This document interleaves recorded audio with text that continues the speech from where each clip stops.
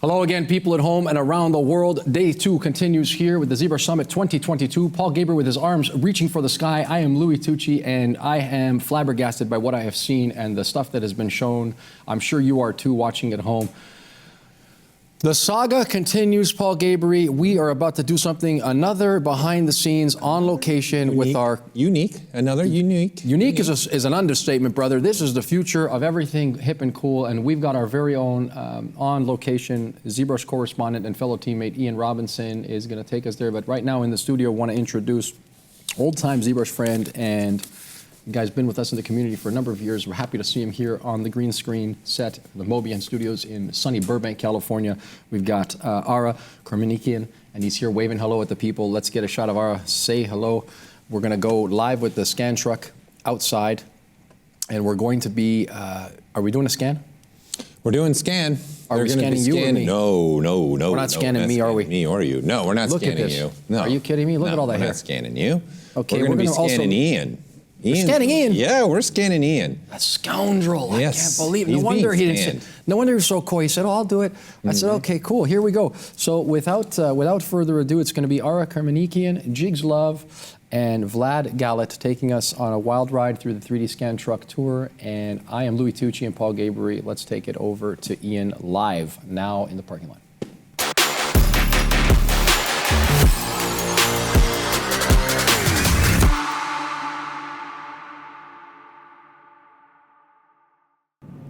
Awesome. Well, hey, welcome everybody. My name is Ian Robinson. I'm with the Maxon team, and I'm here in Burbank, California. And we're looking at this massive truck behind me called the Scan Truck, and we're gonna take a deep dive on what happens with photogrammetry in this thing. So come with me, let's do a ride. Paul, Louis, always awesome to chat with you. So if you have any questions, or the audience does, feel free to bug me. But let's see what this is all about, because it's wild. Hey, welcome aboard the Scan Truck spaceship. Thank you so much for having me. How are you doing? Thank you. It's going good. So, who are you? Introduce yourself, please, so everybody can know who you are. Yeah, I'm Jigs, and this is Vlad, and we built the Scan Truck here. This is actually the second version of it. Looking good, guys. Looking good. Yeah, of the rig, but we built the original one in my garage. Classic story, right? No, you really? That's awesome. Yeah. Cool, dude. Yeah. Awesome. So, like, I'm seeing a lot of stuff, and I'm sure the audience is like blown away already just by the presence of this. But I'm seeing a little pup over here. Can you explain what is this? This is the late Shmoo, my English bulldog that we 3D scanned, and then Locke over at there you have it 3D printed him and made us a golden Shmoo to have him always with us, which is he's kind of our mascot. That's super cool, and that happened here. Yeah. So come on in, check this out. Cool. So this is, like I said, this is the second version of our mobile photogrammetry studio. This one is 160 DSLR cameras. We have the Canon SL3s. We got 216 custom LED cross-polarized strobes. Wow. So essentially, we'll do this with you in a bit, but essentially, the person stands here in the middle, stands in this position, and we take a photograph from every angle all at once, and then reconstruct that into a 3D model, where we give that to someone like you in ZBrush to go in and clean it up. Perfect. And you know I'm going to want to do that. Yeah, this is perfect. Cool. So all the magic happens here. You take the shot, but there's more to it than that, right? It's just not a click, we're done. It has to be processed in some way. Yeah, that's Vlad's department. So cool. he runs our post-processing division. And yeah, so we got our mobile workstation here. So this is kind of like the mission control. So we got a computer that's operating the rig, so we can actually scan from this laptop. Wow. And the reason why we picked a laptop is because this is actually really easily replaceable. Okay. So we got a bunch of these on the truck in case if we need to like switch them out. And then we have our main operating workstation, and this is the beefy machine. Okay. So up in the front of the truck over the cupola area, we got a server rack with a powerful machine so that we can actually process the data on site. Nice, so okay. We can scan, process. We got an onboard generator, so we can actually power this entire rig, and we can go and scan anywhere. So this is 100% mobile. So anywhere in the world where this truck can actually be, you guys take it. So have you gotten to like some crazy, wild, like like locations, fun locations you guys been? Yeah. I mean, for Dune, we were out in the desert. Yeah. That was pretty awesome. And it was actually kind of nice for the elements when it was super hot. We got 3 ACs on board, so we're kind of chilling. We had crew members kind of coming in and hanging out and being like, oh, yeah, I'll be back in a couple of minutes. Nice. But yeah, and also just going to celebrities' houses and stuff. You know, yeah, being able just to kind of like zip in and zip out with this rig. The other rig that we just built is even bigger. That one's based out of Atlanta right now. Okay. And that lends better to places with more space. Okay. So like LA, you've got some older studios and things. You know, this is a 24-foot box truck. So this is right at the brink of. The wind is hitting us right now. Yeah. See, feeling that cross. Yeah, I love it. This is great. It's great space. I mean, you're cozy too. Look at Yeah, this. we You got to a keep nice it comfy, couch. especially Yeah. on set. You know, you're on 12, 14-hour days. You want to be comfortable, and Yeah. we always try and create a fun vibe for people on here. You know, and play music, and it's good. Nice. So where can this technology be used? You know, my first guess is, okay, I want to be put into a video game or maybe a film or maybe 3D printed, but like, what is the range that this technology really takes you? What can you implement it in? Sure, we'll go over some of that. We'll show some examples. I mean, everything from, you know, AR, VR, film, TV, all things metaverse, you Yeah. know. I mean, video games, yeah. I mean, we've just now started to get more into the games, which is fun. They've got a lot bigger volume too. You start doing like sports teams and stuff like that. Cool. And it's really cool because it's like, you know, the applications are endless, and you know, just watching the technology explode in general and being kind of on the cutting edge of that. I mean, it's never a dull moment for sure. No, you must be enjoying it because this is super awesome. Cool. Well, you mentioned some video let's check it clips. out. Let's check those out. Yeah. You want to cue it up? So we're not going to have audio on these, so maybe we can talk about some of the stuff that you're seeing quickly cut through. There's the truck. That was the first version of the rig, so you'll notice we painted everything white in there, and that was using specular light. Okay. So, and that was different cameras, different lights, different rig. So we ended up just shredding this rig, taking everything out, and painting the room black, and now we're going cross-polarized light, which actually gives you a lot of like subdermal blood flow, a lot of the details that you wouldn't get with cool. specular. I saw a lot of posing of the faces too. Like you can get different facial expressions and then be able to just you want to be screaming. I can be screaming. Like it doesn't always have to be stoic, or is there a time and a place for that to be put in? Yeah, you know, the more facial action coding system poses that you scan, the more abilities you have to show with your blend shapes. Nice. So, I mean, technically you could take one neutral scan and start morphing it, but it's just not going to look as real as if you get these real dynamic expressions. So sometimes you do upwards of, you know, 100 plus facial scans and create all those blend shapes. Yeah. So that's good for anybody who's into blend shapes and trying to get into some more crazy animation, but with lifelike, this could definitely help with that process. That's really cool. That's really cool. Yeah, it's like one of those things, the more you put into it, the more realistic the model becomes. Oh, nice. Okay. Yeah. So it's not just a click and we're done. Like you could do a lot, but you want to invest more essentially. Yeah, That's awesome. We also wanted to show you a little bit of like a video of our studio. Yeah. So you can get an idea of what we kind of go through day to day and all the different toys that we got. Let's do it. That's super cool. So this is a robotic scanning solution that we built. We used a KUKA arm, a structure light laser scanner, and a high megapixel single camera for photogrammetry with cross-polarized light.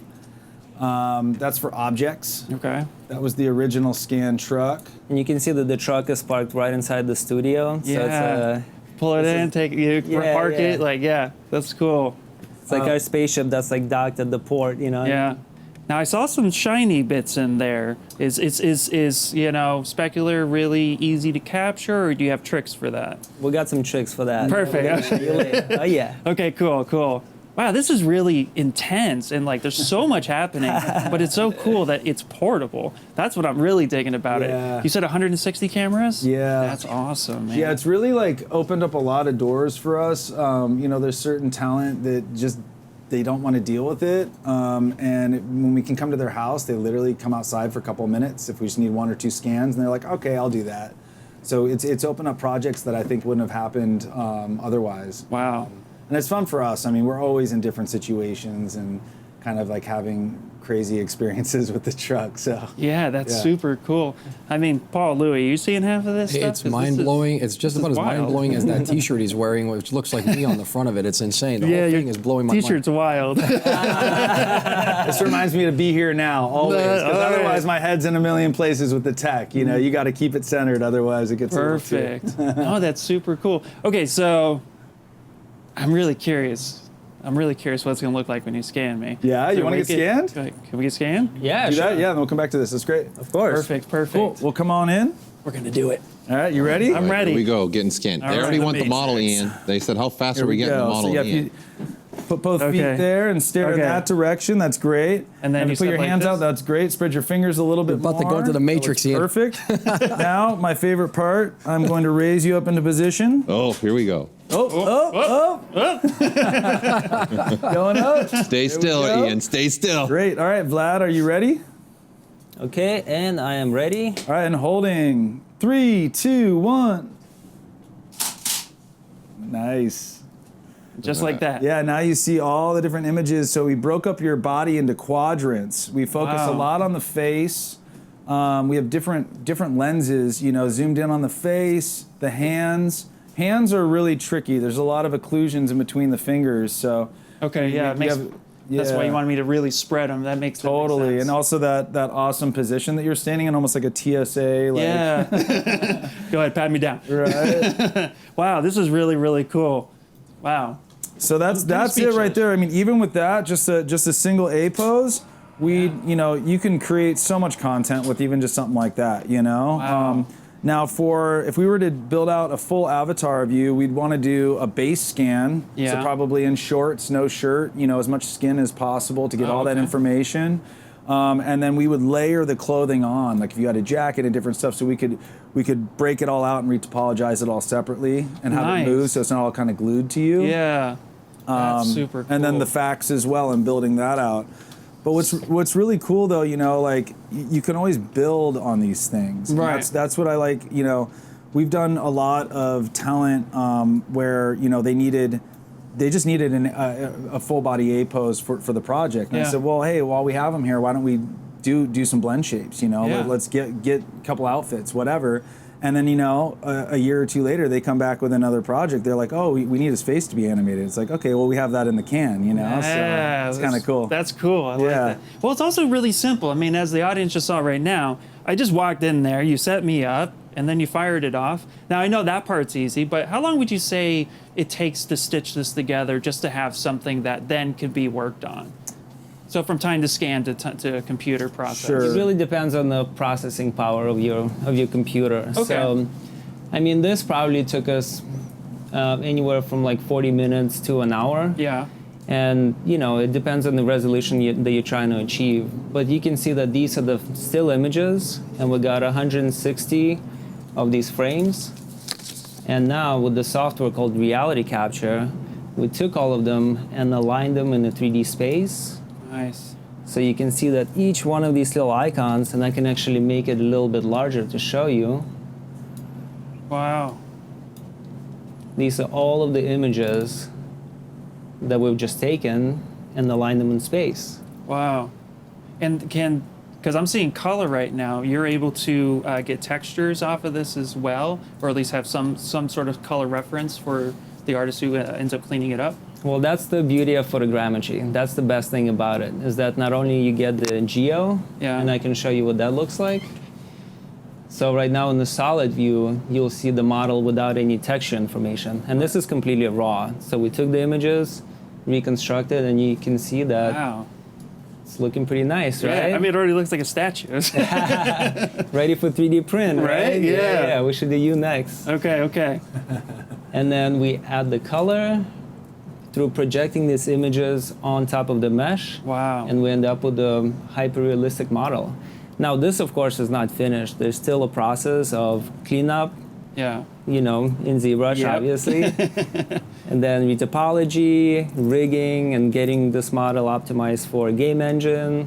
And then, of course, animation. Nice. Wow, this is a lot. Paul, Louis, do we have any Yeah, audience questions? I got a 'Cause I'm question sure- coming through. Just a techie question here. What's the shutter speed that they're putting the cameras at? Techie question. Shutter speed, which I like. What is it? So for this, we're at what, 1/10? Yeah, for this one actually is interesting because Yeah. the strobes dictate the shutter speed. Right. Right. So Yeah. we had, actually I'm going to show you a slide where we had a previous iteration of this truck. Yeah. We used what's called diffuse lighting. Okay. So the LEDs were actually pointed on the outside of the truck and bouncing off the walls. Nice. So it was like a diffuse lighting condition. Nice. So then our shutter speed really mattered, whereas the strobes are pointed at the subject, Yeah. and it's just a blink of an eye. So I actually wanted to show you another slide of us building the rig. Whoa. This is the original OG, Yeah. circa 2018. Yeah.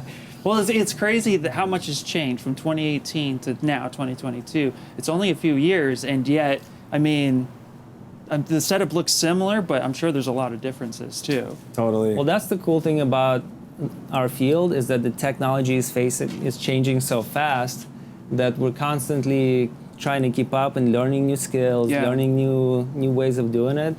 And this is this is the first truck we build. We also build a trailer that is now deployed in basically East Coast. It takes care of all of the East Coast region from Atlanta to New York to Albuquerque, New Mexico. And this is the second one we built. We learned we used what we learned on this one Right. and applied it here. And then trust me, the next one we build is going to be a lot different too. I'm sure, 100%. Yeah. Wow. I mean, honestly, this stuff is so cool. I'm kind of speechless on it because it's just, I know some photography, I did a little bit myself, but like this just takes it on a whole nother level because you're taking what essentially was just once to capture a moment, and now you're just taking that moment and you can essentially change it and manipulate it and put it wherever you need to, and that's super cool. Yeah, and I like it for historical preservation. Yeah. You got artifacts, you've got like sports memorabilia, you got music memorabilia, you got so many like different like places you can go with it. It's Oh, that's cool. Yeah, Wow. this is a list that Yeah. we put together because I mean, us getting into this field, we really just, it's games, it's movies. But as soon as we started digging deeper into it, like all of these other avenues opened up that we never even imagined. Yeah. So, yeah, it's been really fun, and we got some. I see you got reverse engineering. Could you talk about that a little bit? What does that mean? Because that's just that seems very like vague, but I'm sure you have a very specific. Can you talk about it? Yeah, of course. That's the technical side of our business. Okay. So this is when we take a part, whether it be part of the car or maybe an airplane, and we 3D scan it, and then we create drawings so that the technical team can actually manufacture the part. So it's basically Wow. taking something that's already in existence, digitizing it, and then building it back up to that original part. But now you can, use different CNC milling techniques and Yeah. essentially mass produce it. Wow. So sometimes, if an airplane is old and then like the part can no longer be manufactured, we can reverse engineer it and make that part. Wow, that's Through clever. 3D scanning. Yeah. I mean, you're in LA, so there's car culture galore. Yeah, so yeah. I'm sure there's guys hitting you up being like, I have this 1960 something that I need I'm just one salivating part. right now, Ian. Yeah, but Babish will show you the laser scanner. It gets down to the 0.25 microns or something. I mean, Wow. thing's pretty awesome. Okay, cool. So here's some of the works recent works. We were on Wakanda Forever. That was amazing. Beautiful film. Yeah. And Dune and Getting hot in the desert, it was pretty Yeah. cool experience for us. Yeah. Especially with AC, I'm sure you guys were just fine, like you were mentioning earlier. Exactly. That's so cool. Yeah, and Doctor Strange 2, that was fun. A lot of the Marvel stuff, and it's just cool to see, we basically entertain all different types of projects. I mean, we from every level, and there's kind of pros and cons to all of it, But working with Marvel on some of the really high level stuff has been, educational to say the least, for Yeah. sure. Like every time we're there, they're like, "Oh, hey, can you try this, try that?" We're like, "Okay," like trying to figure it out, Yeah, for sure. So this little clip shows our work with Konami. This drone pilot was amazing, by the way. Oh yeah. Whoa. Going all inside the trailer, giving us a 360 view. Pretty cool, That's some right? trust right there. You know how tight it is in there. Yeah. Look, he ducks this bar right here too. Whoop. Whoa. Yeah, so we've been getting into that. Here's with Rockstar. We did Grand Theft Auto, so we did Dre and Jimmy. Nice. It was cool pulling up to his house. This is really important for us to be able to provide that service. Yeah. And we did this, when COVID was still in effect. So it was really cool because there's basically very minimal crew, and we can go to places and get the production going. Even though a lot of places were stopped, we could still operate. Nice. Yeah, we nice. parked on his basketball court. That's pretty sweet. Okay, to have a basketball court, that's pretty ballers. Yeah. Well, question before you, because you mentioned some outside tech, Yeah. which is really cool, but just real quick, like if there's anyone interested in trying to get into this field, do you have any just beginner-friendly tips you'd like to let them know what to look for? I mean, did you guys have photography experience yourself? Yeah, that you were totally. This was something that you could transition to? Yeah. I would say start with one camera Yeah. first before you get into a rig like this. Because essentially what you can do with a single camera, all of the same principles apply in a camera rig like this. Right. So if you can get really good and basically, learn all the tricks and learn the software, Yeah. then you can get into this. Okay, cool. Yeah, so start crawling, don't start running. Which is kind of cool too to think. Like I've really loved watching, even with music, and when Ableton came out, it just really leveled the play field for Yeah. people. You don't need to have a record label to make amazing music now, and same Yeah. thing with this. It's one camera, get some beta versions of some photogrammetry software, start playing with it, Yeah. I just love how accessible it is for everyone, Yeah, that's Pretty super cool. Paul, go ahead. You got a question coming in. Yeah, well, actually, I think because you were asking about how we get in, someone was asking, do they work with freelancers? Like, how somebody wants to get it scanned, how do they work with them? Oh, do you guys work with freelancers? Like somebody who's interested in this technology and wanting to figure it out? and Absolutely. get scanned themselves? Sure, absolutely, yeah. And Yeah, just- we also have our virtually conscious sector of our company. So when people have projects that help make the world a better place, revolved around education, helping people in some way, we're always game to try and help make those projects happen. Nice. So we'll How do they handle the bottom? whatever we can to help make those projects happen. And especially we've been building our team. It's so funny. I was thinking about it with ZBrush in Yeah. mind. We're always building our ZBrush team. So nice. different artists that are looking to either freelance or potentially come on full time with us. We're always trying out different artists and Nice. yeah. Okay, Spend cool. It takes a team, village. so definitely hit us up on Yeah. info at the scan truck. Okay, Yeah, cool. totally. Well, the Portfolio. scan truck, that's so easy to remember. We were going to be photogrammetry truck, but that was just No, that's a mouthful. We had another question. How do you handle the bottom of somebody? So, the whole I'm assuming that's the question. That's a great question, yeah. I'm So all we- trying to dance this question out. How do you handle the bottom? Yeah. So there's definitely limitations, and some areas will be occluded. So the way to solve the mystery of what's on the bottom of your foot Yeah. is to actually take texture photography. Okay. Or sometimes we'll scan the shoes separately and combine that scan data. But basically anything that we can get with the camera rig, Yeah. we'll do texture photography, and then that data can be added to the overall data set. Okay. Is there ever a time where maybe you just have the artist in ZBrush kind of make up, they have enough information that makes the person what it is, but is there ever a point where it's that we didn't get their foot, just go ahead and sculpt a foot? Does that ever happen sometimes? Yeah, sometimes, artists have to do a little interpretation. Yeah. But of course, we'll, if the actor can do it, we'll just tell him to stand Take on your their shoes heads. off. Let's go. Okay, cool, man, cool. Nice. Paul, does the audience have any more questions? Louis, do you guys have any? Yeah, there's more questions coming through. Another tech question, obviously, because he brought up Okay. start with one camera.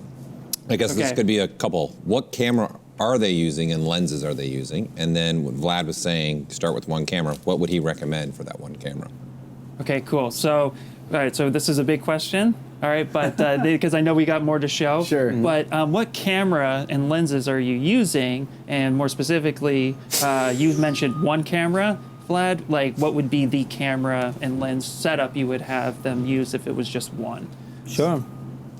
You want to take the first one? Sure, yeah, these are the Canon SL3s. They're great. We actually had Nikon. Full frame? No. Okay, so Yeah, crop. Crop. Perfect. Yep. And we use a variety of lenses, Vlad. What do we have? We got 50s, 50 millimeter primes. Yeah, 50s and 35s. Yeah. Those are kind of like the go-to. Up to 70 millimeters on the face. Okay. So we're trying to get as much detail on Yeah. the face as possible. So we're trying to crop in. So that's why you go with Any- crop body though too, right? Because Yeah, you it got helps. the 50 mil and that kicks you to almost 85. So And you don't want like too wide. You don't want to go too distorted if you're trying to, when you're overlapping the images, you got that distortion. It's better to have more overlap than to have super wide angle lens. okay, I cool. would say that's true. And then what? Oh, go and ahead. if you're shooting with a single camera, I would say something that's full frame would be cool. Okay. Because you get a lot of data for that. And if you're spending the money, like to get 160 full frame cameras would be really expensive. Yeah. But if you're getting one, get the full frame. Yeah. So Okay. like a Sony Alpha 7, and like as far as the lens, I would say a nifty 50. Yeah, yeah. Tack Perfect. sharp, tack Yep. sharp. Yeah. Awesome. Prime, Cool. definitely. So would my Canon 60D crop body 50 mil work if I wanted to That'd go be great. home and start going? shooting? Totally. Yeah? Yeah, yeah. Okay, cool. I'm going to try it. I love it. Okay, Yeah. cool. So I know there's more questions, Yeah. but we have outside stuff to do. check it out. So we're Yeah. going to go out that way, if you don't Cool. mind leading the Yeah, way. please. Vabish, we're coming for you. All right. Perfect, perfect. Man, this stuff is super cool. Like, I'm just, wow. All right, I'm gonna come back here. What's happening? Hey, how are you? I'm good. My name's Ian. Who are you? The Beach. The Beach. Nice to meet you. Nice to meet you. So, okay, we got a light bulb. We got some trigonometry thing happening here. Can you Yeah. explain what's happening? Sure, sure. I think you just went through the photogrammetry pipeline, right? Yes. So photogrammetry with cross-polarized light is phenomenal for textures, and you get really good 16K quality, texture maps. So everything looks really good in terms of the color space. Yeah. But photogrammetry kind of works like your cell phone. Okay. It's like triangulation. Okay. Right. So your phone knows where it is based off pinging off 3 towers, right? Right. So if you have objects like that don't have features or is black in color or highly specular, then photogrammetry has a tough time. Right. So I'll give you an example, right? Now imagine you're the camera in Okay. there, and this is an object, right? Okay. So as I rotate, you know where you are in Right. 3D space in relative to this. Okay. But what if I do this? Okay. I see what Now you you did don't know there. where you are. Yeah. Okay. Right? So the algorithm has a tough time when it has to work with anything that's very shiny Okay. because light bounces off of it, anything that's black because there's no information in there, or anything that's highly specular, Okay. right? So that's where this comes into play. Okay. Cool. So this is called structured light scanning, and what you have here is a scanner. And in typical structured light scanning, you still have to put stickers on an object to know where the scanner is in relative space. Okay. But with this, you don't have to. Perfect. Because these targets that are all around this scanning head are seen by those 2 cameras. Okay, so this is talking to that machine that's always Exactly. updating it on the Exactly. fly. Wow, So that's you- super cool. Yeah, so you've got a pitch axis, you've got a roll axis, and you've got a yaw axis. Oh, so you're flying an aircraft. Exactly. That's all day long. That's so cool. And so all these targets have a unique ID. Yeah. And they're seen by those 2 cameras there. Okay. And that's how it knows where in space it is, and that's how it can scan the object. That's super awesome. So, I don't know. Can we run through an example of some sort? Like, Let's I see let's make it difficult. Okay, right? yeah. Let's do it Okay. even more. Let's get Oh my God, this. the pharaoh head. Okay, so not only is it a pharaoh head, Yeah. but this thing is like I can see myself. Absolutely. in it. So this is a mirror finish almost. Yep. And you're gonna scan this. Absolutely. You got that right? Yeah. Paul, Lou, the That audience. That is just. You want to bet on it? No, I believe you because you're here, but it's like just it's a tough one. it doesn't always translate. That's tough. That has to be tough. That's a monument of a different kind. All right. I'm going to stop talking. All right, go I'm going to ahead. start scanning. With the monument challenge, I like it. All right, you ready? Perfect. Let's do it. Yeah. What's he doing? What kind of black magic is this? I know, right? It's just intense. Absolutely. There we go. Long scan. And boom. What does the audience think of this setup? Because this is another So, level. We if you had look at the photogrammetry TV in real and then time, this. it just constructs instantly. What? And this is like spray painting. So you're just That's spraying so it. wild. Wow. And yeah, the only thing It's is you can lock the creating cameras. right on the computer instantly. Okay, cool. Now, well, that's another level of awesomeness Yeah. right there. Now, yeah, so we accidentally broke this connection here, Yeah. but at the same time, like, yeah, you're just spraying and praying, so to That's speak. exactly what you got to do. That's it. That's so cool. So how long does it take to, after you're done scanning it, Yeah. would you say, how long does it take to actually process on the computer? Is it like, it looked real time, Yep. but I'm sure there's like a construction process. How long does that usually take?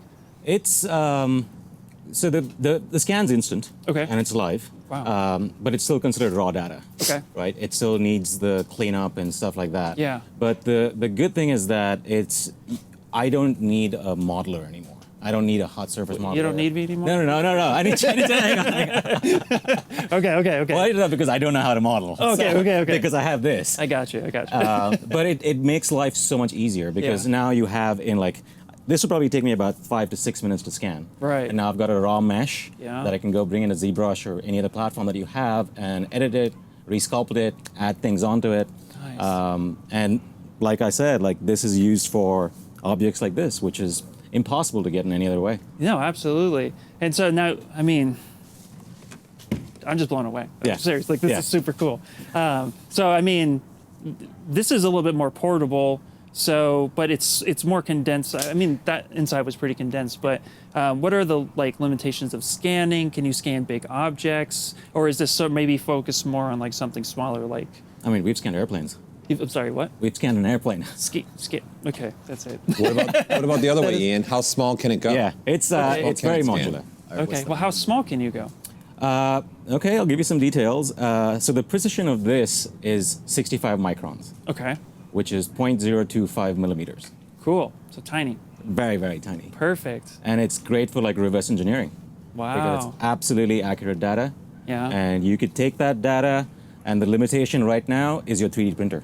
Because Okay. it can't print something that fine. Right. Right? So in 10 years from now, when technology is caught up on the printable end, Yeah. this data is still relevant.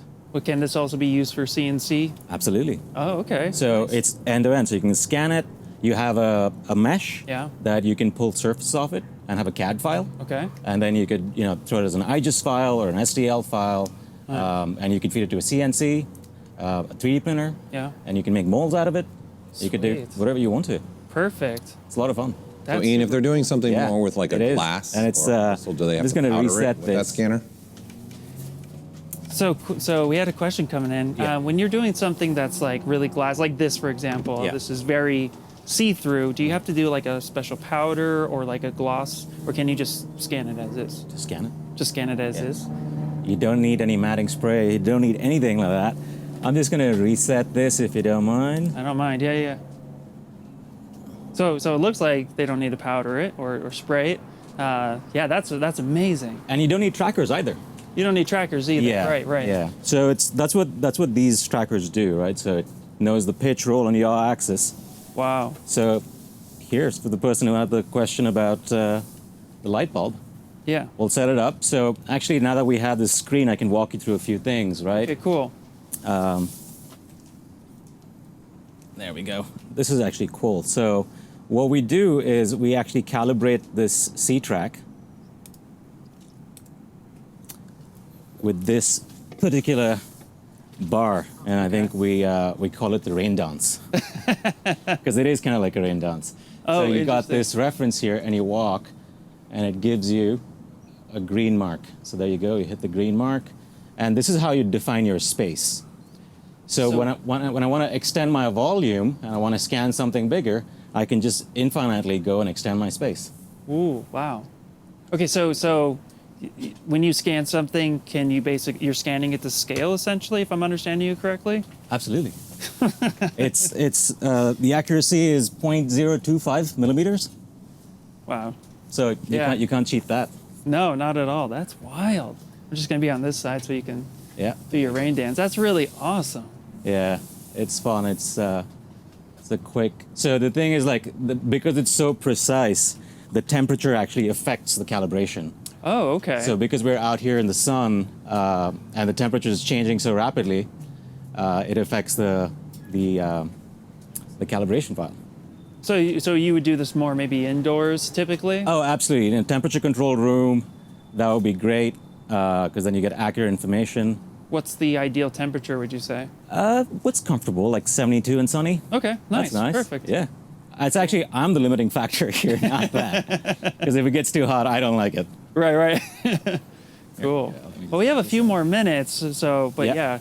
Oh my gosh, I can't even like begin to fathom this technology, but it's super cool. And I can definitely see how it can be very easy to integrate things from the real world into whatever projects you happen to be working on. Absolutely. It is kind of like the future of what it is, right? Like it's when you get highly precise objects that's very easy to scan, it's essentially a tool. And now it's like you scan something, you've got a 3D model of it in the digital space, and the world's your oyster.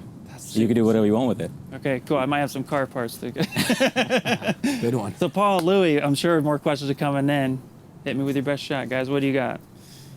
Yeah, so they were asking again what that scanner's made of. What is it, kind of lights? What's exactly? So what's the scanner made of exactly? Like some people are still asking like. Sure. So these are all aluminum tubing. Okay. And these are trackers that have a unique ID. Okay. So each tracker has basically like an RFID. Okay. That has a unique signature. You've got two cameras down here. And then you've got the laser projector there, and it's a blue laser. Okay. And it projects a pattern on the object, and it's witnessed by these cameras. Oh, okay. So these cameras are capturing information in real time. The two cameras on the C-track are noticing these trackers, so it knows exactly where it is, and that's how the scan happens. Okay. And you've got basically three different modes. Like a typical camera, you've got shutter speed, which controls in a camera, shutter speed controls one of the three functions. You get f-stop, shutter speed, and ISO. A shutter speed in a structured light scanner, it depends on the object. Okay. So if you're scanning something black or highly chromatic or specular, you bump up the shutter speed. Okay. So it increases the strength of the laser, so the pattern's more recognizable. Nice. And that's how you scan it. Okay. And then if you're scanning something on white, you go like an HDR, so you go low shutter speed. Right. And that's how you're able to capture that information. Wow. And That's super impressive. it's actually very intelligent. So if you had an object that's white, chrome, black, all in one plate, I can put it on a high dynamic range, and it'll automatically adjust the shutter speed as I scan the whole thing. Wow. And I don't have to do anything. So you set it up. Set it up in start scanning? HDR, and scan it. That's crazy, man. It's fun. This is super, super cool. It is. We are really excited to also see how this is going to be translated, because we know we have Ara on set with Paul and Louis, and they're definitely going to be going over a little bit of the cleanup process. Yeah. Before we do that, does the audience have any final questions they'd like to ask before we kick it back to you, Paul and Louis? Yeah, one last question, because this is so portable, especially with the truck. There's obviously movement happening in the truck. Do they have to recalibrate the cameras when they get to their destination, or how do they lock everything down?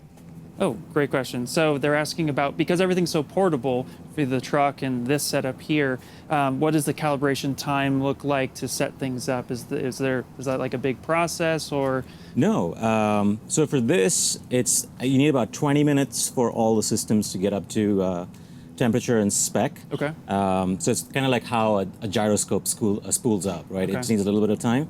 And this is calibration of this. So in 30 minutes, we could be good to go. 30 minutes. 30 minutes. Oh, okay, cool. Yeah. That is super impressive. Yeah, it takes 10 minutes to pack it up, 30 minutes to calibrate it, and then you can scan it for a whole day. So it's really quick. So you can just Absolutely. show up on a set, give yourself a couple minutes, get everything going, and then start scanning, and Absolutely. then pack up, Yeah. and just make millions.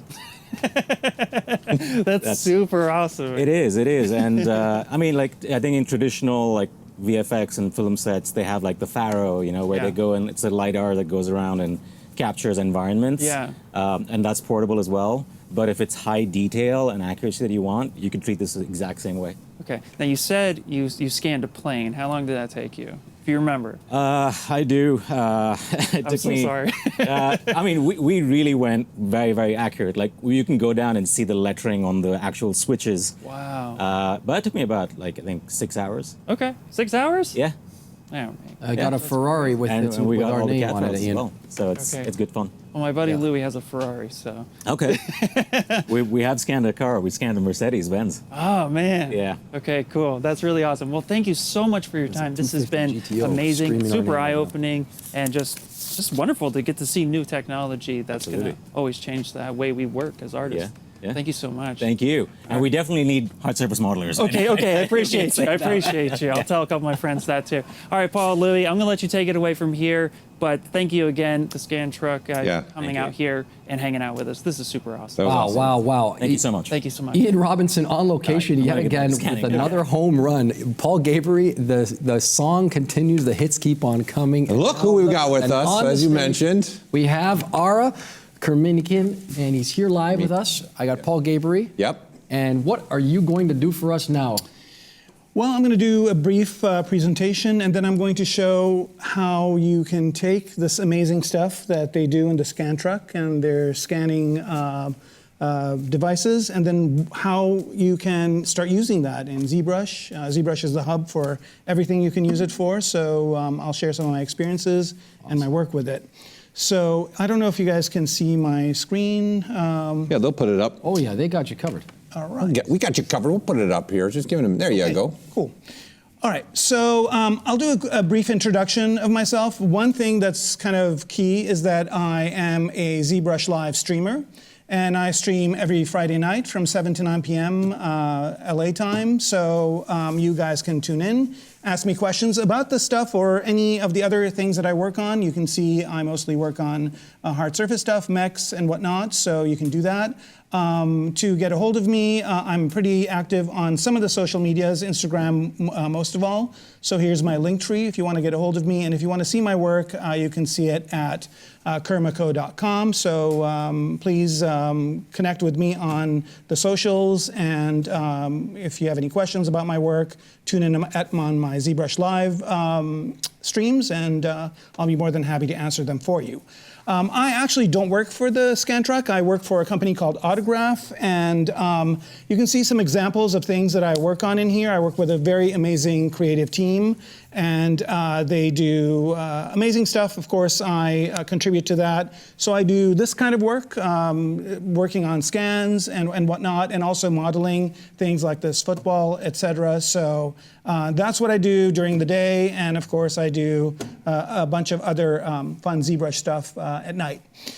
So shout out to my team over at Autograph, and here I also want to let you guys know how I know these folks from the scan truck, and that's because I wanted to do a tutorial on this, and I did it for the Gnomon Workshop a while back, and I partnered with the folks at Scan Truck, and they basically did the scanning portion of it, and then I did the cleanup portion of it. So if you guys are interested in seeing more of this stuff that I'm going to show today in more detail in a tutorial format, you can subscribe to the Gnomon Workshop and watch. They're also a sponsor.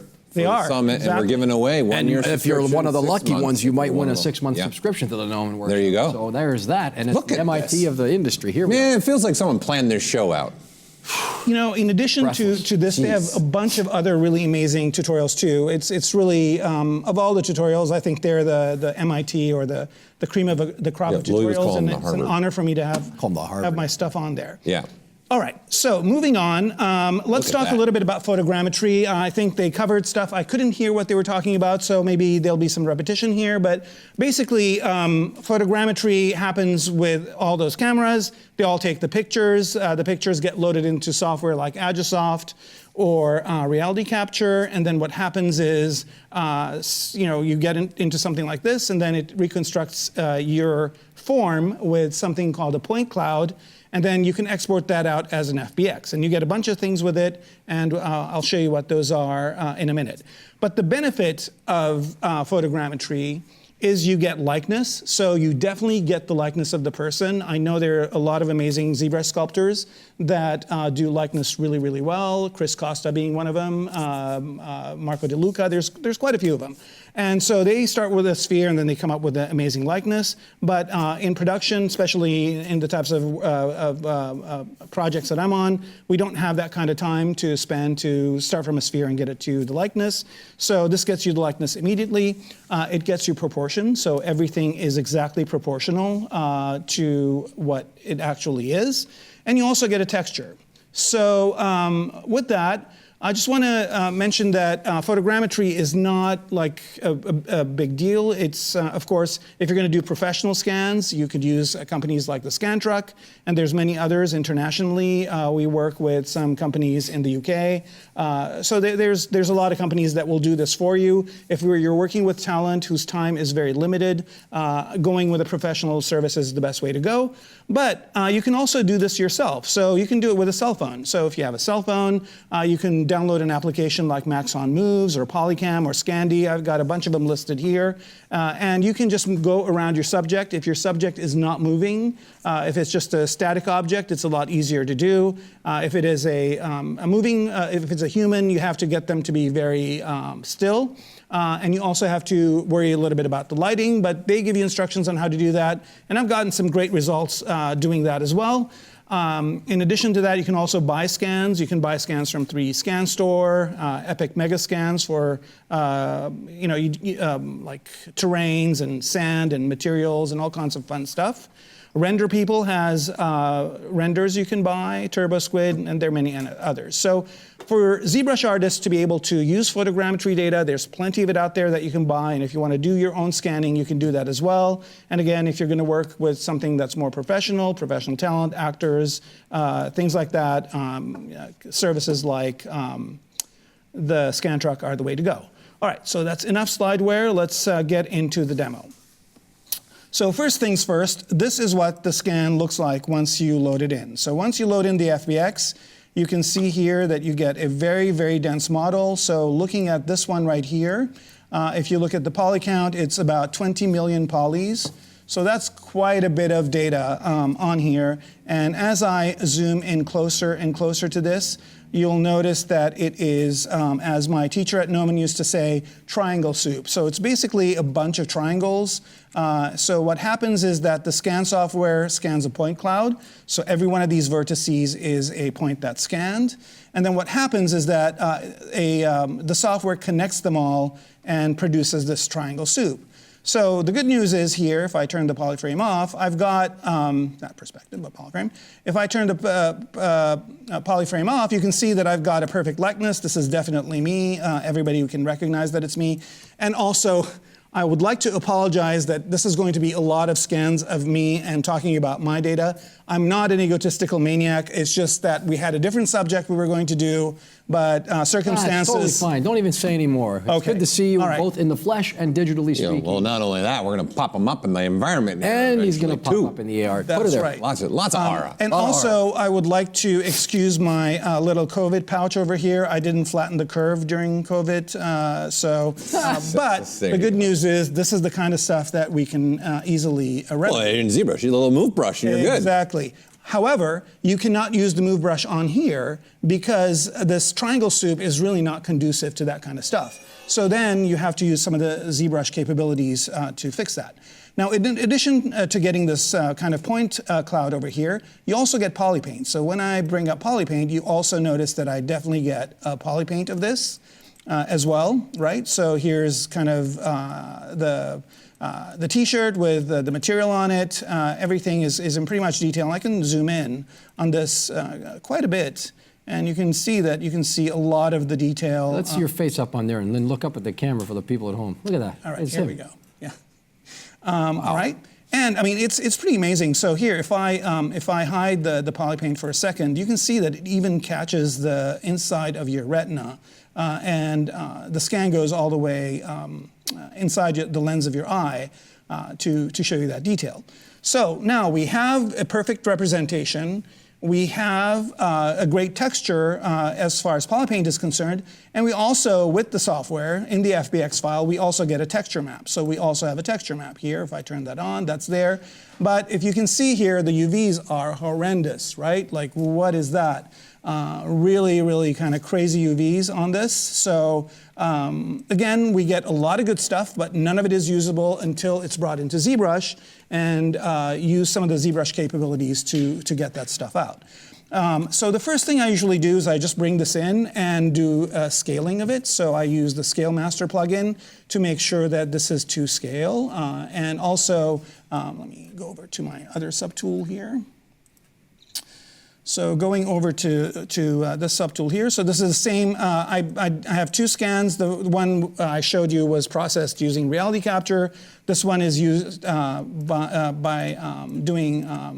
Agisoft, and for some reason Agisoft gave me a Yondu fro over here. So we'll also see how we can correct issues like that. So first things first, the first thing I do is I bring in a one scale cube, and the way that that works, do I have it on solo? I don't. Where are you, cube? Oh, is it in here? Yep. All right, so I have a 1 foot cube that I bring in. Again, Scale Master does that for me. So here under Scale Master, basically the things that I do is that where are you? Scale Master, here we are. Okay, so the first thing I do is I go in here and I say set scene scale, and then I basically put in the height. It comes in correctly sometimes with the FBX, but if it doesn't, I can always correct it. And then once that's done, another really important thing to do is to ZBrush Scale Unify, and what that will do is it will put my model, even though it is to scale now, it will put it into ZBrush's working environment of 2 by 2 by 2. Right, so it does that for me as well. And then the last thing is I will go ahead and create a 1 unit helper, which creates this cube. And then I basically have that for reference. I put it in a folder, so it is available for me just for scale reference. Okay, so now we have this data. What do we do with it next? The next thing we do is we examine it. So here, I'm going to turn off my, is there a texture on here? I think there is. So let's turn that off. And let's look at the model, right? So if I'm looking at this model, I will notice that I have some issues, and I don't know if I'm on the right one here. There's a little bit of glare on here, but that should be okay. All right, so I think, you know, like the little Yondu furrow over there, and there's a hole right here. You can see that. Sometimes I was wearing a black pair of pants, so sometimes with black pair of pants, it doesn't really come through. But I just want to point out like what does come through. So you can definitely tell what brand of shoes I'm wearing here. You can definitely look and see the different folds. You can even see the stitching on the t-shirt. If you go to the face here, you can definitely see a lot of detail on the face. You can see my stubble. Again, photogrammetry does not work very well with hair. Luckily, I don't have that on. What's that? I'm lost. I know. You would have to put your head up in a ponytail and shave your beard. There is no me. You would have made a bald cap. Yeah, you can do that as This well. will never fit in a ball. They don't make ball caps that big. Sure they do. Come on now. Maybe a chin one, too. Chin one, too. Everything. Chin cap. Chin cap. You can scan my cheeks and my nose and my forehead, maybe. All right. However, you can fix all that in ZBrush, right? I know how to do that. Yeah. Otherwise, you get this kind of like shaving foam kind of stuff that's happening over here. All right, so now we have this thing looking good. What we need to do is fix some things. Another thing that isn't showing up here is that you get these floaty bits, right? So sometimes when you do your scan, there are these things that are kind of come into the scene that are floaty bits. So the best way to get rid of those is you hold Control-Shift and select a little bit of your model like this. And then Control-Shift-A, which I think is visible all, right? All, yeah. Show all. What that will do, show all, and what that will do is basically show you the entire model, but not show you the floaty bits, and then you just go to Delete Hidden, and they go away. So that's one way of fixing that problem. No more stragglers. What's that? That's no more right. stragglers. Yeah, that's an important tip, actually, for those dealing with photogrammetry, because there's always Yeah. going to be some floating pieces of geometry somewhere, and then you might not even see them either. Yep. So select just the main portion and do what Yeah. Ara just said, for sure. Right, and then just do that. And I got to thank you for giving me that tip. Paul is always amazing. So he told me about that, and because before I used to go and select each one of those floaty bits and delete them, and then try and find them again. So that really solved my problem. So Glad I could thank help. you. Pretty good dude. Glad I could help. This guy. I'm just trying. So the other thing that you notice is that there are holes under the feet here. You can see that they're occluded because of the normals. And so the next thing you do is you go under geometry and close holes. And what that will do is, modify topology, close holes here. It will close the holes for you. Again, it will not give you good topology, but it will definitely get you to a state that's good. So instead of doing these things live, I actually have them pre-done. So here is the next model, which is the exact same thing, but with those problems solved. Now, the other thing also you'll notice is that the scan works really a lot in detail in some areas, but in other areas, it's kind of this big blocky area. But none of that is really important right now because we don't really care about that. We're going to clean it up. Another place that has issues is underarms. So here you can see that I've got all this crud over here. Even though I closed the hole, I still have to do a little bit of cleaning up of that. Now, there's no way you are going to be able to do any of this cleanup with this type of topology, right? So the first thing you want to do, I totally forgot to show something. I'll show it later. The first thing you got to do is make sure that you get this into something that's sculptable, right? So the first thing you can do is Dynamesh it. So I would Dynamesh this at the highest resolution possible. So just go in here under Geometry, Dynamesh, and crank this up. Now don't worry about getting the blur here to 0 or anything like that. Just crank this up to 424 and click Dynamesh, and that will give you a Dynamesh model.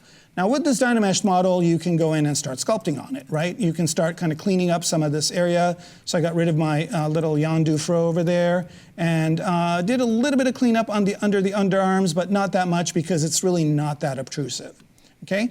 So once you have that, and once you've kind of cleaned it up, just kind of done some sculpting cleanup, the next thing to do is to take this Dynamesh model and not the original one, and then ZBrush it, okay?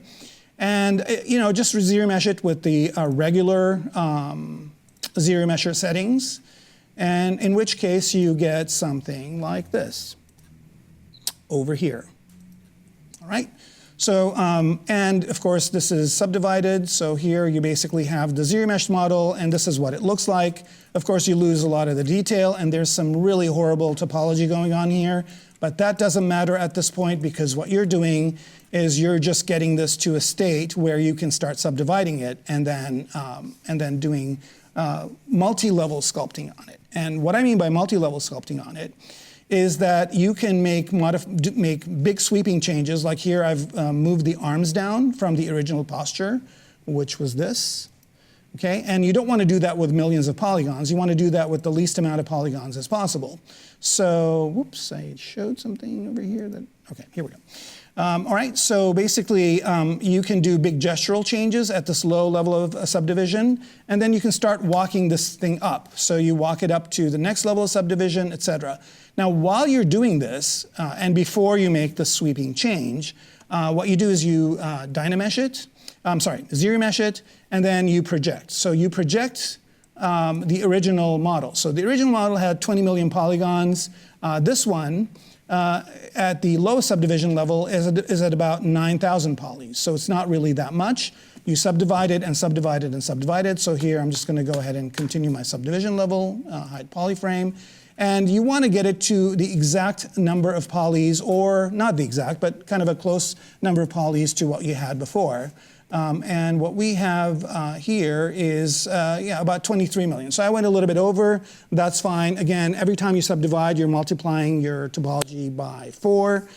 So you can actually get it exactly the same, but a little bit over doesn't matter. ZBrush will eat up 20 million polygons like there's no tomorrow. So you're good there.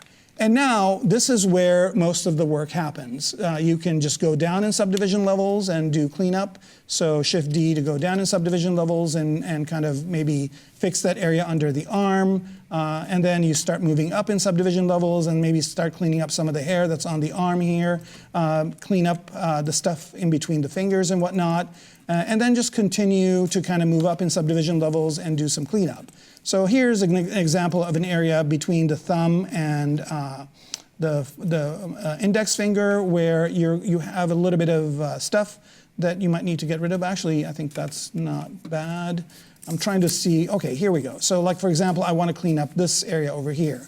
So I wouldn't clean this up at a higher subdivision level. I'd drop this down even further to here, and then I just use the move brush. I don't know if my keystrokes are right. I'll just pick it up from here and just kind of tuck this a little bit back, and then start adding the subdivision level back, and then just start kind of little by little, as I'm moving up and down in subdivision levels, fix this up, right? And then eventually you'll get to a model that looks pretty good. You do all the cleanup this way. Some of the brushes that I use to clean up are just the smooth brush. I use H-polish sometimes. A couple of brushes that are super, super useful for this are not available in the brush menu, but they are available in ZBrush. So if you go to the brush menu here, and you go to the smooth brushes, there's a couple here that are super, super useful, and I think here we go. Where are they? Smooth brush right here, and then there are the smooth peaks and smooth valleys, right? So these two brushes are indispensable, and I'll go ahead and choose the smooth peaks one. And those work really well for areas like, for example, here, I've got a little bit of hair poking out. And I'm going to go ahead and go to subdivision levels where I can actually see those. So here I am at subdivision level. I think I must be at the highest one. Let me make sure. Subdivision level 6, yep. And so here I can just kind of hit this, with the shift key. And you can see how I'm kind of getting rid of some of those anomalies. I mean, I don't really want to show the pores on my arm. They're not important. But if there are certain factors that are sticking out, this really, like you can see here, there's a bunch of them. And this really takes care of that part. And then if I go to the other one, the smooth valleys, skip this, and do the same exact thing. That pulls the inside parts out, and then that kind of makes it a little bit smoother. Sometimes it's a good idea to save a morph target if you just want to bring certain things back and forth, but ZBrush is really great for this. So right now, I've gone from like this kind of alien triangle soup scan data to something that I'm really familiar with in ZBrush, which is multi-level sculpting with something that has a quaded topology. Okay, now remember to make sure that you bring in your poly paint and your texture map to this. And this could also be unwrapped, so you just use UV Master to unwrap it, and you basically apply the texture or your poly paint to that. So you basically will get at this, with this model, you will also get that level of detail. So here I've got my poly paint, I've got my texture map, and I've got it cleaned up.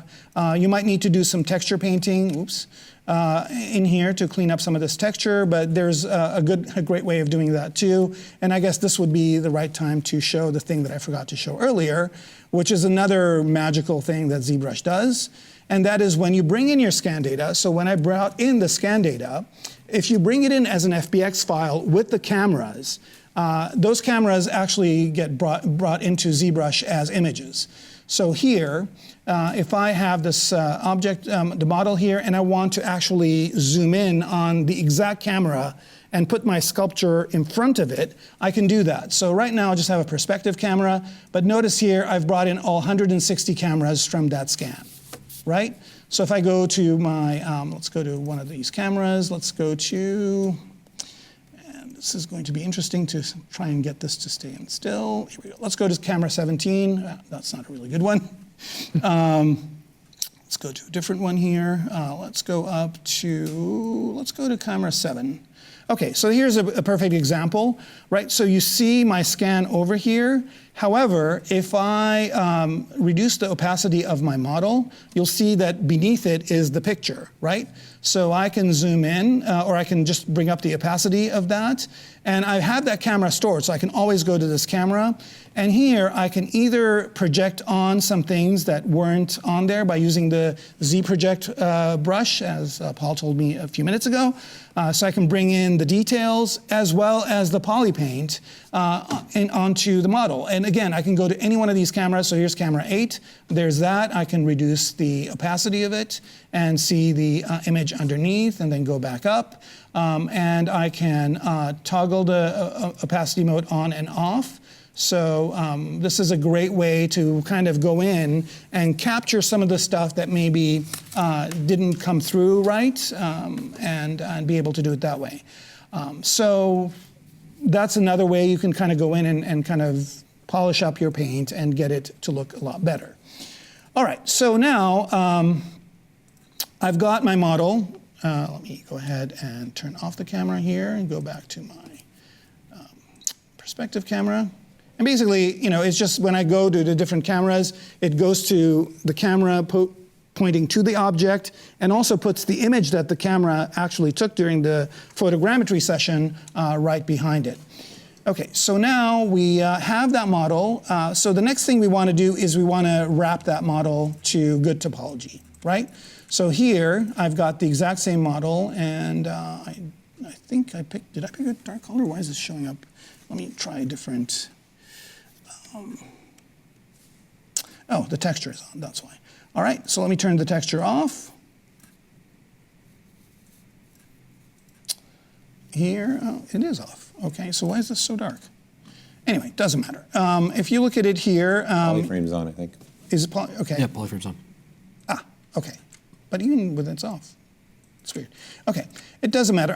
Can you see it? Can everybody see it okay? The topology on here? It's dark. It is dark. Okay, so let's do this.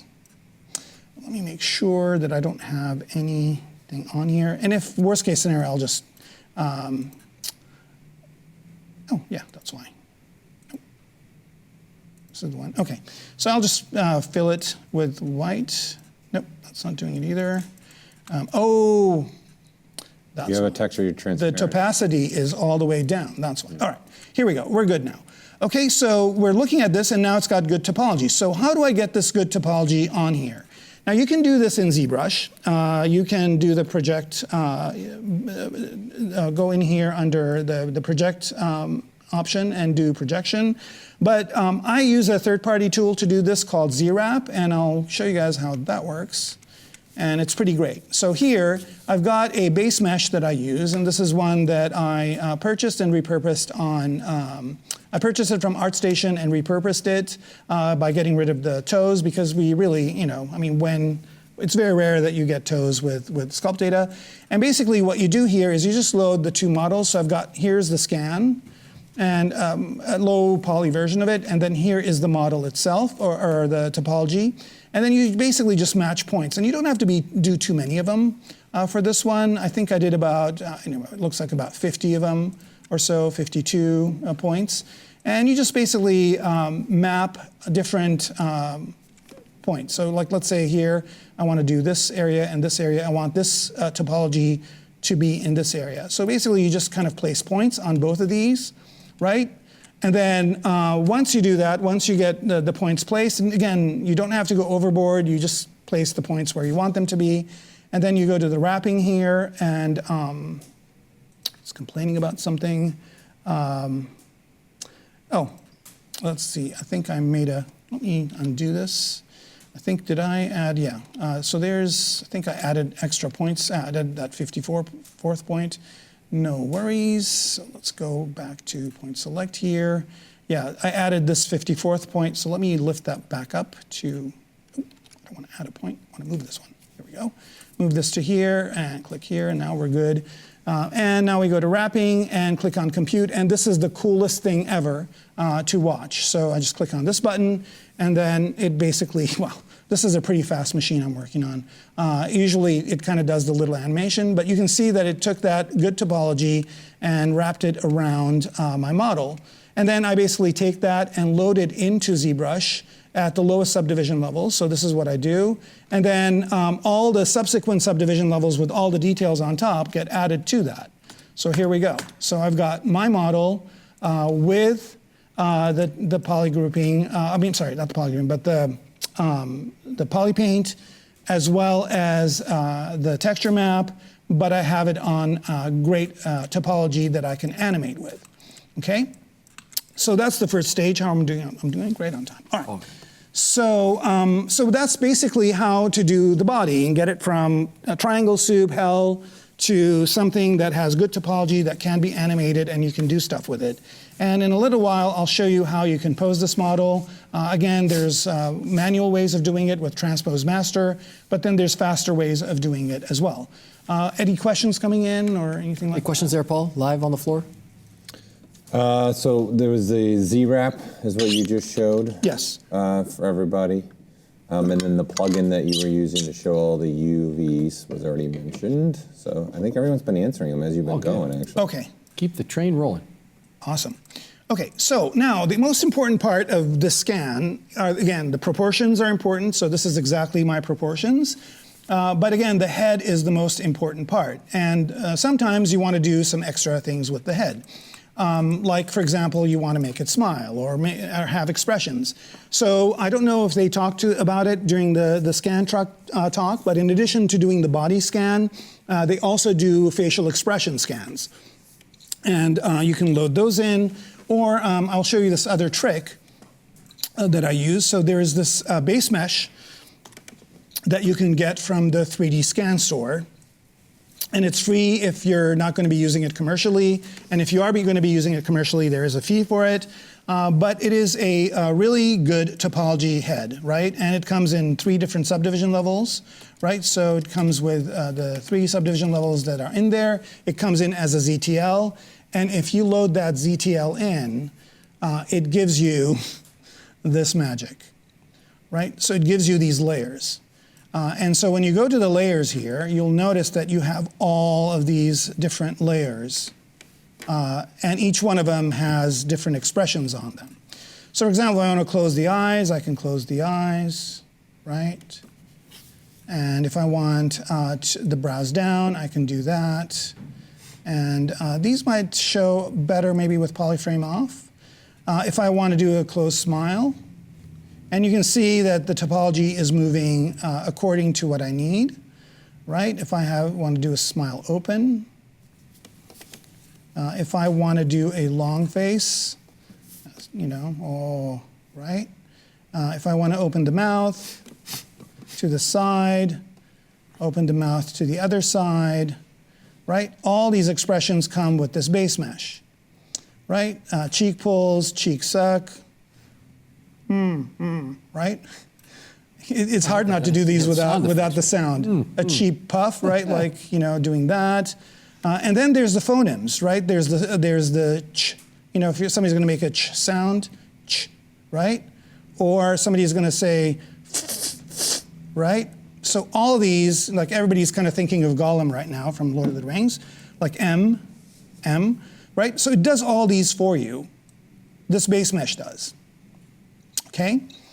So you've got all of these layers that come in with this base mesh. Now, what if we were able to wrap this base mesh onto an existing model and then get that model to do these expressions? And that's exactly what I've done. So here, what I've done is in my model here, I've got, let's hide these ones. I've got a bust, and let me go ahead and bring that up. So basically, I took just the bust of me, and you'll notice here that something is a little bit different in this one, where I don't have the beard, okay? And I don't have the beard because I actually did a laser scan of me in 2009, which you can see, like, the technology's evolved so much because with that laser scan, it was just head-on, and you can see these, maybe the polyframe will show it better, but you can see that it occluded some of these areas. But the good news about it is I had my mouth and chin without the beard. So I basically just projected that, used the ZProject brush to get that to come onto the mesh that I had. Okay, so once I had this, then I basically went back to wrap and did a mapping of my face to that model. Now, what's really nice about that base mesh that I talked about is it comes with this texture map. And I think somebody showed that yesterday where they basically had the topology on there. I think it was Damien, right? He showed the face with the topology on there. Yep. So this does the exact same thing, but in addition to that, it also has these points where you can map the points to the points on the scan. So this actually is a pretty arduous process, and I had to do it at work for maybe about 10 facial expressions for the character I was working on. So it gets to be a little bit tedious, but it goes by pretty fast. And then you basically just get this kind of mapping of what you have here, which is the scan data to this base mesh that has all these points that should be corresponding to what you have over here. And again, similarly to that, you just go in here and you click on compute, and it basically wraps your head onto that specific mesh. Now here, the mouth is a little bit open, so to fix that, I can very easily go to select points here and maybe put a few more points, maybe 1, 2, 3. So I'm doing this live, and then 1, 2, 3. The only thing you need to make sure of is to make sure that the points are corresponding. So 107, 108, 109, and then 110, 111, and 112. And then go back to wrapping again and click on compute. And then now it's the wrapping is a little bit closer to what we want. And then you just basically export this, load it into ZBrush. Again, ZBrush is the hub of all of this stuff. And then you get something like this over here, right?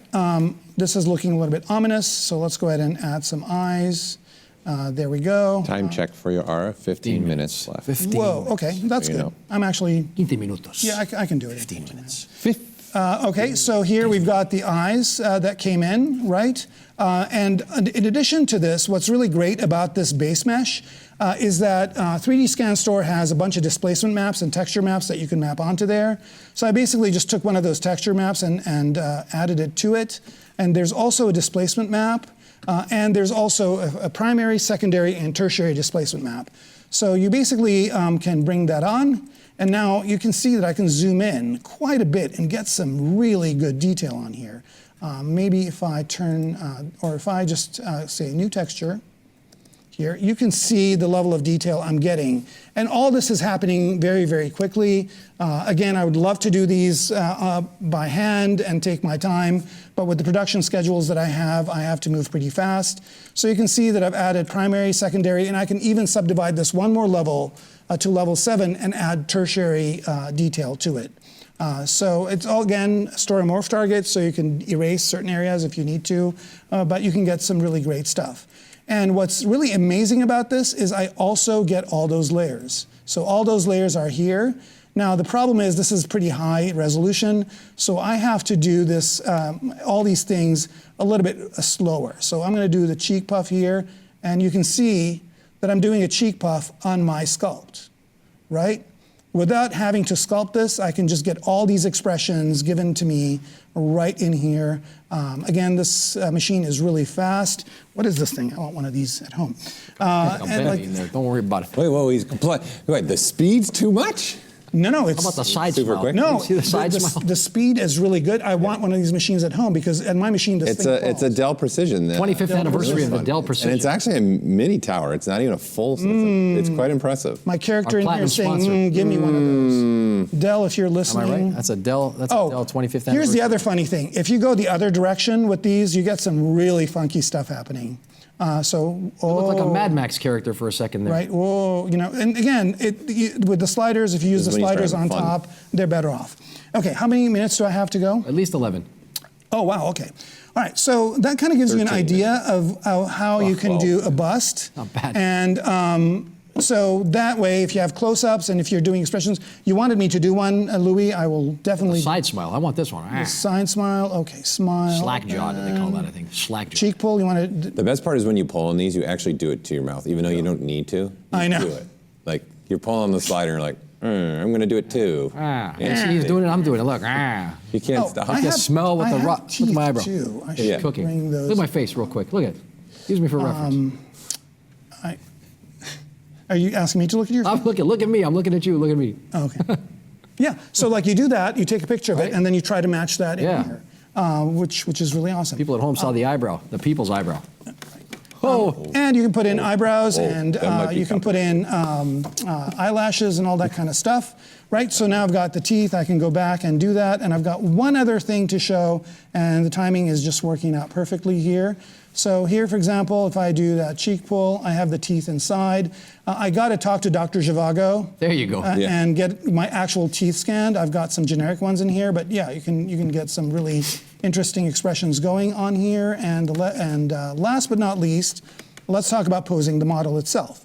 So I've got a model here that I've already posed, so I'll just go back to that. Let's turn all this off and move up to... This is something else, Paul. Ara, I can't believe we get to see this stuff all day. I mean, day 2, we're looking at this scan truck. We got all kinds of the gods of war. Here's a pose. Of course, I can pose this thing. Oh, what's going on with the button? 10 minutes, Ara, 10 minutes. 10 minutes. All right, I'm good. I'm exactly where I want to be. So here's a pose that I got very, very quickly. Again, this is something that I can fix. This used to be hell, but now it's not because posing is kind of hard, and posing things right, it takes a long time, but there's this new thing basically that does it through GoZ. And I don't have time to show the entire process, but you can watch it. But there's this program called Character Creator.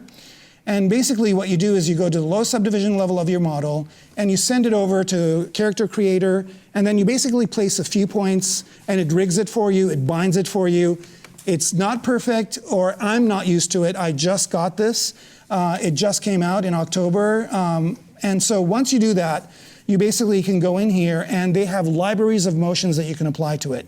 So here, for example, I want to have my guy walk, right? So I just go to walk here, loads in that.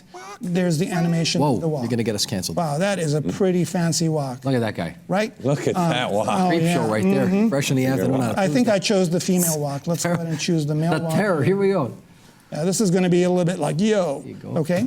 So, but what's really beautiful about this is you can also choose some idle poses, and you can get some really natural looking poses. So you just basically go, oh, okay, whatever. Works here. Yeah, just a little movement. Just a little movement. Little movement. Just a little. See a street foot? That's our street foot right there. Yeah.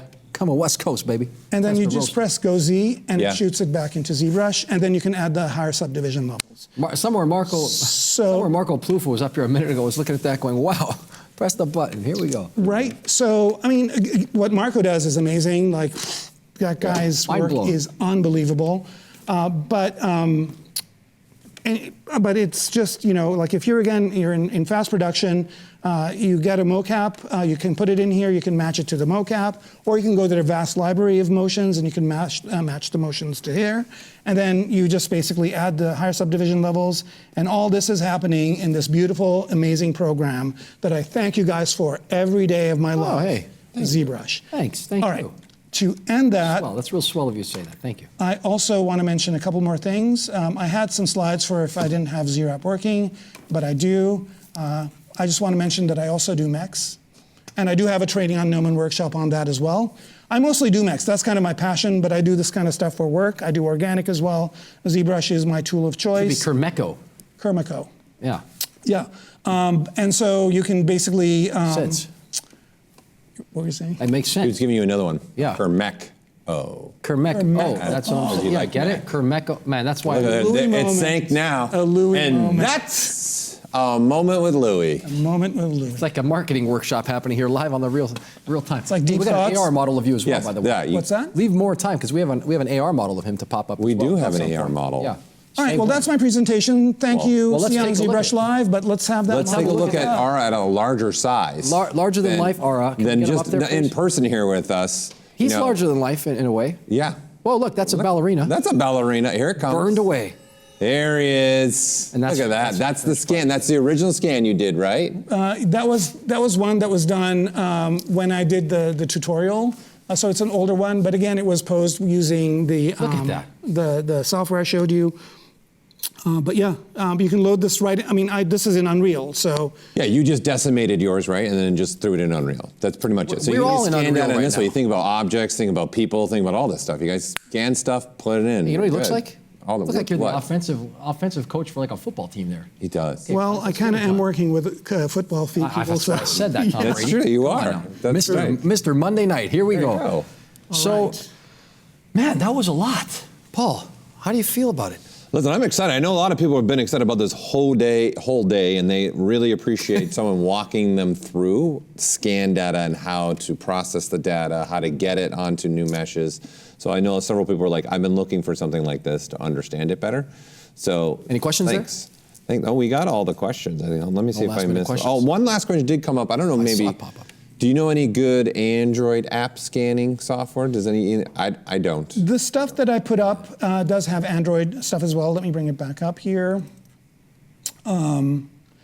I think Polycam does have an Android version. Scandy has. I think some of these that I brought up earlier, if you go back to the video and watch it, some of the scanning software that I brought up does have Android versions as well. Let me come at you about something. There, you had your clean-shaven face there. That was like the clean-shaved face colorway. If you had wanted to put the beard back, you'd probably just take like a sphere and pop it in there and just start manipulating and sculpt the hair, correct? You could, or you could just scan bash the one you had before and bring it in and Put then it just back in and- sculpt in some more of the hair. And you just- Or you can use fiber mesh. Right, okay. And then Right. what? You're going to fiber mesh it and maybe dynamesh that hair that you fiber meshed? Or how does that No, you just fiber mesh it. I think a few ZBrush summits ago, Damien showed how to use fiber mesh, and that's probably the best fiber mesh hair tutorial I've ever seen. So go watch that. Interesting. And then, You're talking about Damian Kundalay. yeah. Yeah, Damn standard. Dame Standard Brush. Yeah. Dame Standard Brush guy, chock full of information. Hey, so the other thing would be like if it was for a 3D print of that magnitude, then definitely we would be dynameshing that. Yeah, you would need to have. That's You what I'm can. So There has dynamesh been. it first, then sculpt on You it. could still use fiber mesh, just make the bigger volumes. Right, that's what I was And then you can have that all. You got to use unified mesh or dynamesh or live Boolean for that matter. There's so many ways to go. See what I did? I got you going on it. This is again one of those things where things just keep popping in my head of ideas of way to do it, another way, and another way, and another way. And that's the beauty that I like. Try it, and that's find different techniques, and that's the point why we also do the summit is invite people like Ara and the Scan Truck and show you all what is possible in ZBrush and that there is. Did you a have lot fun of with the ways to do segment? something. I loved it. I I'm a think- big photogrammetry person. I've been playing with scanners for I don't know about 12 years now, 10 years. So I got it's one on my phone. fascinating. You know that, right? You do. Everyone's got one on their phone. Well, I got a nice one. It works really well. I mean, got I'm not gonna name names, but At this point, at everyone's this got point, one. most people, yeah. Yeah. So what about you? Did you have a fun time? Thank you very much. I did. I've been going to ZBrush summits since the first one, Yeah. and I'm I know. really happy to be part of the contributing community. It's good to see you back here in person again. Yeah. Yeah, it was good to have you in person. And it was also good to see your colleagues out there, Jigs Love and Vlad Galat. And we also had our on-location correspondent, our fellow teammate and friend, Ian Robinson. Ian, man, you really run the gamut this week. He's gone into Sideshow Collectibles today. He got himself scanned, ready in about an hour. It's like Lens Crafters. He's going to get his scan. Just kidding. Don't run away from the screen because we're going to be doing some giveaways and Yep. such. And I just want to say thank you on behalf Yeah, of the thank you, entire- Ara. Say again. And thank you, Ara. I'm above. And the Jigs. Gee, what are we I just doing? want to say thank you. Is that okay with you? Can I, Paul, go ahead. Can I have a moment with Please. Paul? Thank you. Ara, thank you Moments for with being Paul. a part. Jigs and Vlad, thank you too for being a part of this segment. I know we've had a lot of conversation. I'm super excited to bring something like this to you all as well. Again, this is something very unique that we've never done before. Right, so tomorrow we've got another one of these. Hey. Where we're going Spoilers, somewhere. brother. We're doing a locational thing again. Spoilers. So I was really excited about these 3 locational ones, just to bring something very different. I think the team did a great job pulling it together. Yeah. Today was really good. I want Really to good. thank. Are you done thanking him? Because I'm done. You can go. Okay, fair enough. On behalf of everybody at Maxon and the entire ZBrush team, I want to thank you for being here today and demonstrating, again, some of these future technologies, current and future technologies, and how they are impacting and affecting workflows, and how they are going to impact and affect change, probably in educational circumstances. As your colleague was saying earlier, you like to work with educational partners to help the youth of today learn the skills of tomorrow. So I'm Ara squared. Ara squared. R There's two squared, of right. me. I'm There's two elated to be a Rs. part of that as well. So on behalf of all of us here, thank you very much. And we will go to Paul Gabriel with our prizes. He's standing up. Look at that. What are if I you? can He's go- attacking. Can't go too close. Virtual versus the real. Let's do it. run the real. We'll be back for some prizes with Paul Gabriel. I'm Louis Tucci. We'll see you soon.